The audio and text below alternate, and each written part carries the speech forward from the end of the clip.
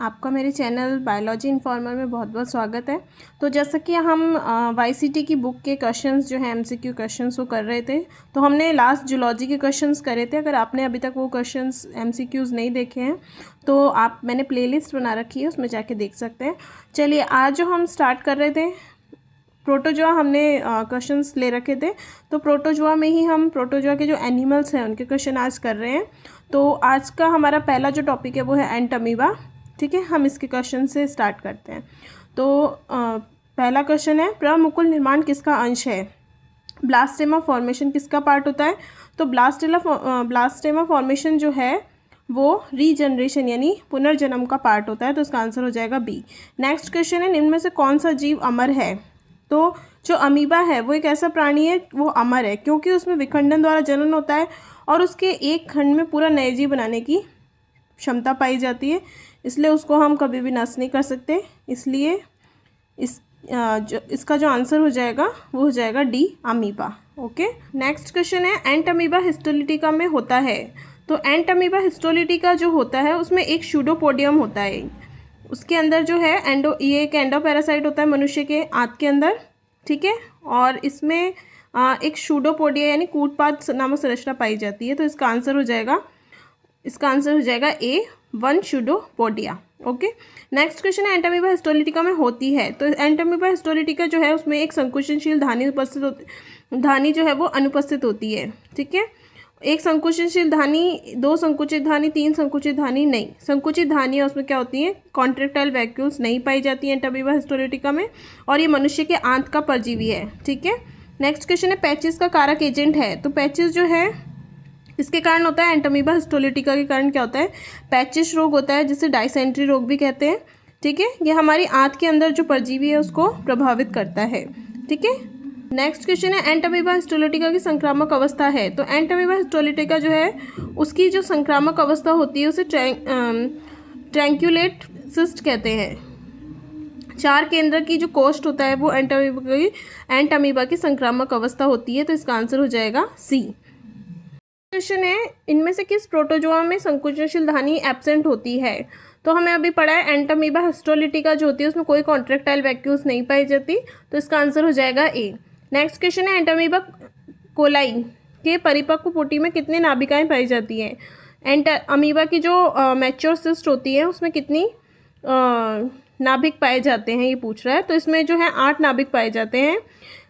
ठीक है, परिपक्व जो सिस्ट होती है मैच्योर सिस्ट उसमें 8 न्यूक्लियाई होते हैं और इनकी संख्या 16 या उससे अधिक तक हो सकती है। ठीक है, नेक्स्ट क्वेश्चन है, एंट अमीबा हिस्टोलिटिका में उत्सर्जन किसके द्वारा होता है? तो जो एंट अमीबा है उसमें शरीर की सामान्य सतह द्वारा उत्सर्जन क्रिया होती है।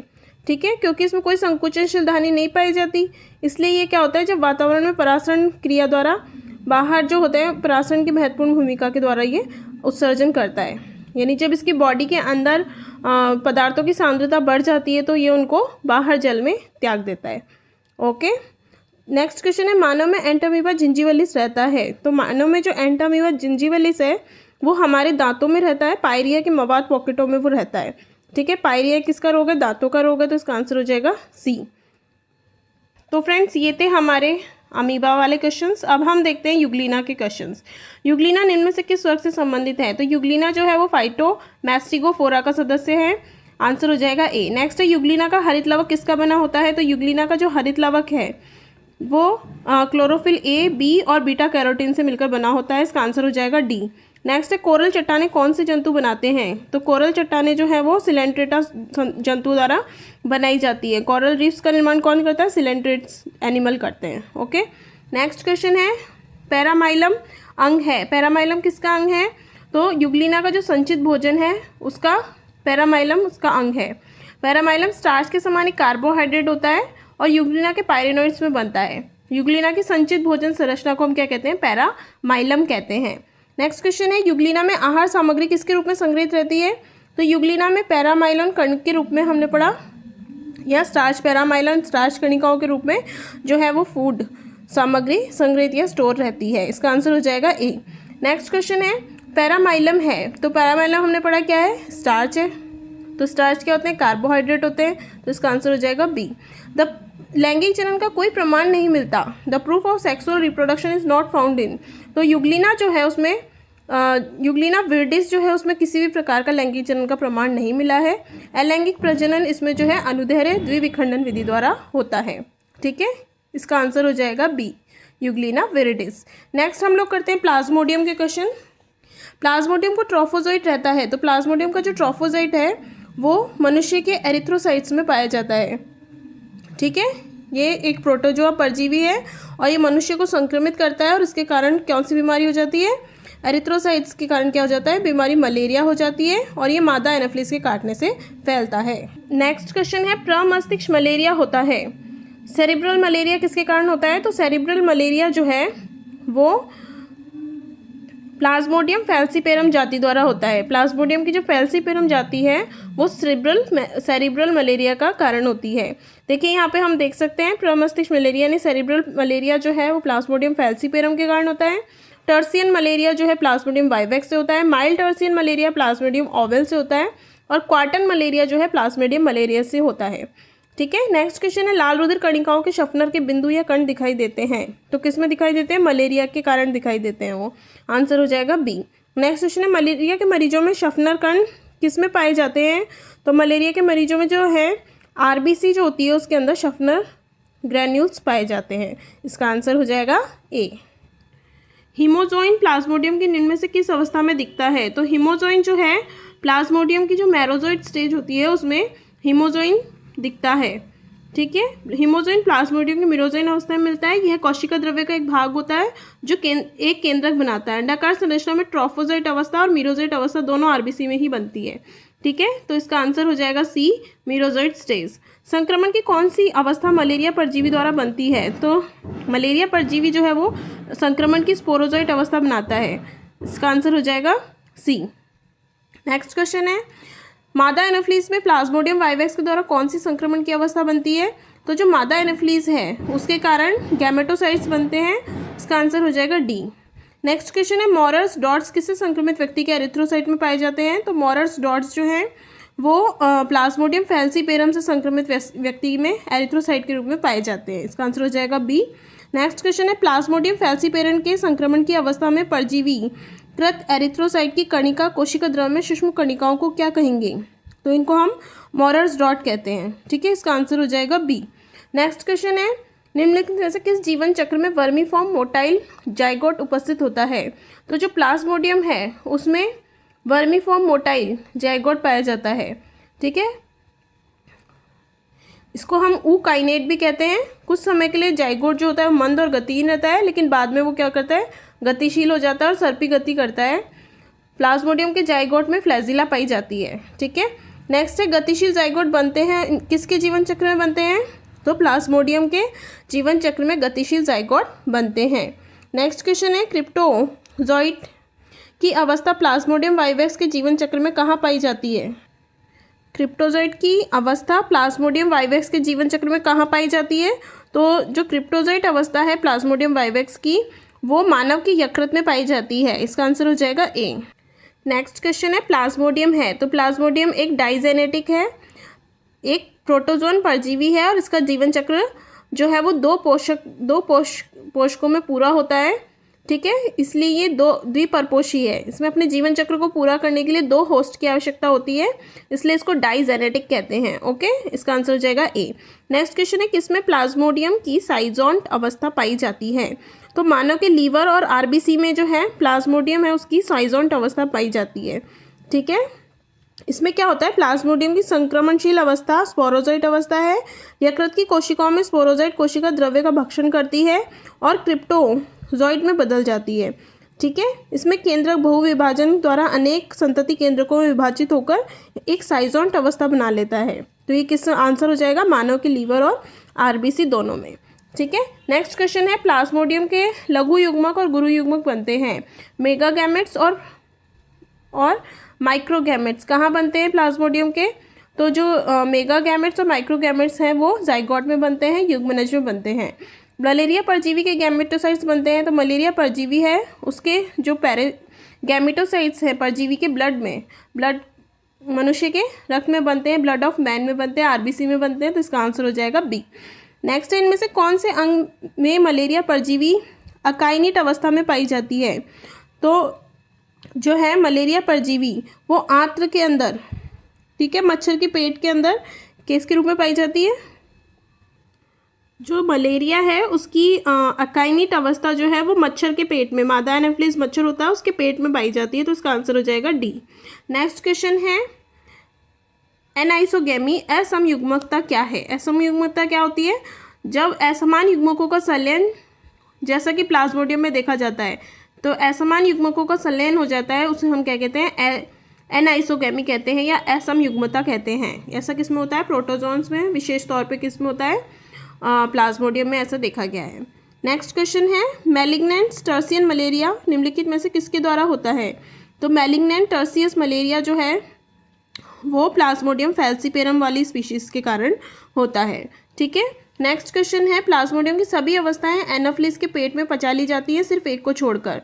तो जो गैमेटोसाइट्स है उसको छोड़कर बाकी सारी अवस्थाएं जो है एनाफिलिस के पेट में पच जाती हैं, और